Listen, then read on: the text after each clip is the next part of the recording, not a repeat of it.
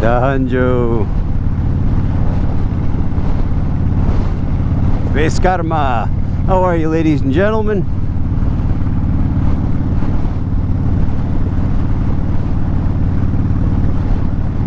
Do not push in red letters on the back of that truck. And listen, you see how I should have rode if I rode any closer to that tree that was sagging into the road, I might have nicked it with my helmet. Yeah, watch out for that. We've had a lot of rain here in New England, a lot of rain, and a lot of trees are giving up the ghost, you know. They've been clinging on, but people cut everything down that they possibly can, and it leaves some trees kind of stranded without some friendly roots to cling on to, and they just they give it up. Over they go. So anyway, they will not look close on the GoPro, but anyhow, yeah. Wow. Dick, sorry for your loss. That was another one. Yeah, do not push. I don't think you're in any danger, sir, of me attempting to push your vehicle with my 96 cubic inch Dyna lowrider. But you know, the Bug Smasher and I, we're up for a little bit of a challenge anyway. Would I rather try to push that thing, or would I rather try to pull it? Listen, I'm just kidding. I can't afford another bike. I'm not doing any such thing. I think if I try to push it, it ain't working out for me. Yeah, so a couple of questions. Yeah, is this a time for an existential moment? I don't think so. But I will pose this question that I pose once in a while. And it's relevant. It's relevant to some people around me. Which makes it relevant to me.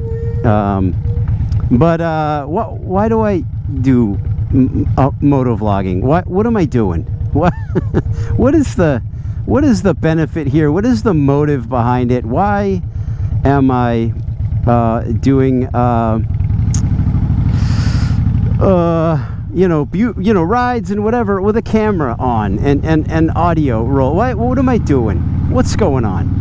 What's going on? Brother, brother, brother. And the answer, I guess, is I'm not really sure. And I know I started it because I thought it's a pretty cool idea, and I much enjoyed, you know, some channels that I've referred to in the past. But why do I do it? What is my daily motivation, or my weekly, or my monthly, or my bi-monthly motivation, depending on the weather, for doing this? I guess I don't know. And the reason it's been on my mind is because I've had a couple people that are have either given it up entirely, or are in binds where they have to put it down for several months, if not a year plus, maybe forever.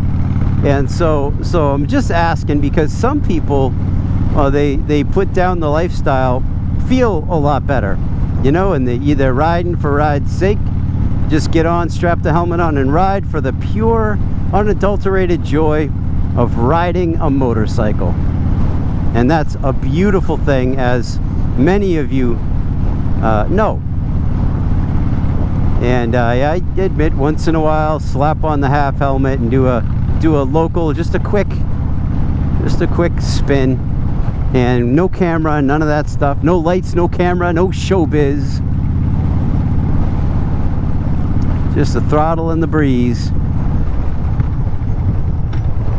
and that's really nice. And but there's a compulsion within me for some reason, from some location within my spirit that I can't really put a finger on, that doesn't really know why I keep doing this. And like, I part of it is I love some of the people I've gotten to know, ethereally, I should say, because I don't know that I've ever met another moto vlogger in real life. So I'm not really sure. And I'm definitely not doing it for the money. Definitely not doing it for the fame. or any of those reasons, because neither of those are manifested, nor do I wish. When I look at, like, you know, tax codes and all kinds of things, I'm glad I'm not making money off this thing, man. It would have to be all or nothing, you know, in order to justify it. But yeah, I guess my answer is I'm not really sure. I follow a lot of graffiti artists. I'm going somewhere with this, believe me, if this guy will ever get out of my way. I'm putting my blinker on. Don't put yours on and turn, or not put it on and don't turn, or blah blah blah. You know what I'm saying? D.A. White and Sons, or Sam White. You can't trust a truck, folks. Yep. I've pulled out like that and had and seen the front end of the truck start to hitch around. And fortunately, I've been able to stop, or I was able to stop, you know, and not pull alongside and get flattened. But yeah, anyway, yeah, so I follow graffiti artists. I love that's a talent I wish I had. You know, just any kind of art would be great, but especially I see what some of these graffiti artists do. It's unbelievable. And recently, some of my, maybe all of my favorite graffiti artists took part in a massive challenge. It was 10 of them, 5 from Europe, 5 from the United States, and they battled at this graffiti artist named 1000. They battled at his gigantic warehouse in Michigan, and it was just unbelievable. But this was the first time most of them, or many of them, had met each other in real life. They've just sort of admired from afar and dreamed. Could you imagine someday, you know, being able to paint, and then here they are alongside these people that they've admired for, you know, for their careers, and all of a sudden they're in the same room, and it's super trippy. You know, staying in the same Airbnb or whatever, and it's like, how does this happen? So anyhow, but those guys, they're all intrinsically motivated, and they do what they do just out of the passion for art. But motovloggers, I don't know, sometimes for some of us it's kind of like an emotional bloodletting. You just sort of like, you kind of bleed it out into the helmet, and then you feel a little better after, I guess, in some cases. In other cases, it's just that as introverted, and as much as I used to say I hate people, as much of that as maybe a fact in me, there's something kind of like wiggling a loose tooth. You know, it hurts a little bit, but you keep doing it. But like, maybe just that reaching out for contact a little bit. I feel a little bit like a, you know, like a satellite that's drifted off, and you know, I'm still sending signals once in a while. I don't expect to hear anything back, but I keep sending those blips out from time to time. What's up, dude? And you know, for what purpose? No one's coming out to get me on my outer reaches of emotional space. But yeah, I don't know, man. So that's the question of the day with no answer, and I'll ask it again probably 6 months from now. Why am I doing what I'm doing, if I'm still doing what I'm doing? And I'll tell you what'll stop me in a hurry is if my camera breaks, because I can't afford another camera. So yay, any of you who dislike my videos, you just huck a rock at me on the way by, if you would. Do yourself a favor. But anyhow, yeah, that's it. That's all that's on my mind. That, and you know, we've had some you know, Boston used to be a cold climate sort of city, and or cool to say the least, and but now we're getting, like, you know, really hot and humid summer days, and lots of them. So in that light, well, last year I bought my Peter Steele mechanic suit, my Green Man suit. It's a cheapo Amazon thingy, and so I could throw it on over my shorts and tank top and just do a quick ride over to someplace. It's not really crash resistant or whatever, but it is like long sleeves and long pants. What I'm looking for now, and I'll keep this quick, but something, I hate to use the word overalls, I live a little too far north for that, but overalls, something that I can pull on over shorts, but I can still be like tank topping it up top, and I can throw my mesh jacket on, this guy, you know, when I'm actually riding, but so that when I take my jacket off, I'm sort of like I'm not wearing long sleeves. Does that make sense?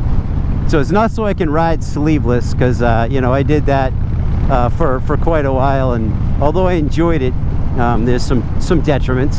So yeah, I still plan to wear my jacket and whatever, but I'd love to be able to, when I take the jacket off, you know, have something that's a little more tank toppy, and so I don't, but on over my clothes. Does that make sense? Like these Nicky Boy Toys, you know, skinny jeans.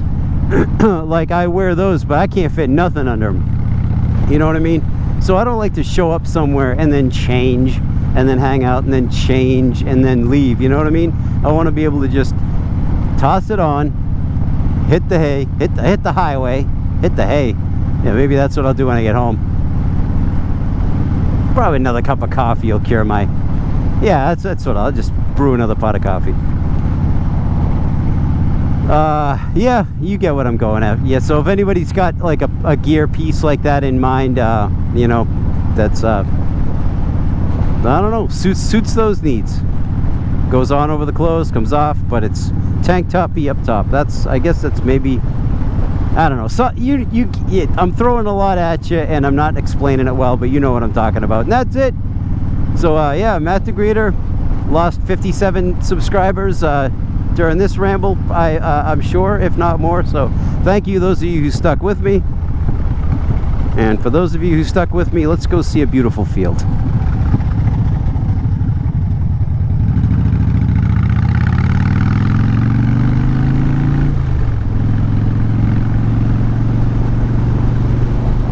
Pretend we're not just outside of Boston. See a field like this. Ain't it grand? Only thing better is if the motovlogger would shut up.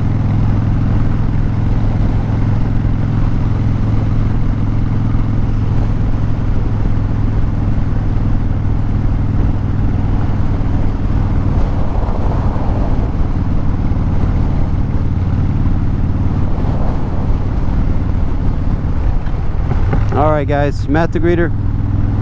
Pink pants, care about you. Pink pants. Look up Alan Woody's, not Woody Allen, Alan Woody's quote about wearing pink pants. The late great Alan Woody. Oh, one of the great bass players. Alright, care about you. Bye.